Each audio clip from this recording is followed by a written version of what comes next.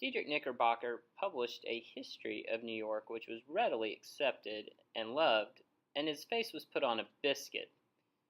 Whoever has been up to the Catskills must remember this area, and there lived a man named Rip, who was nothing like his ancestors.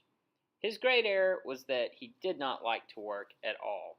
In fact, he thought it was no use to work on his farm at all. His children were as ragged as if they belonged to no one. Rip, though, would have been fine doing absolutely nothing.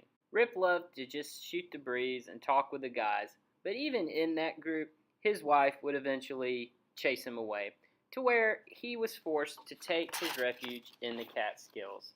One day he was out there and heard his name, Rip Van Winkle. He saw a dwarf carrying a strange keg of liquor up the mountain. They were all dressed in antique Dutch fashion that Rip saw or reminded from an old painting. What seemed odd to Rip was that they were all very, very serious. They made signs for Rip to wait on him to be their bartender.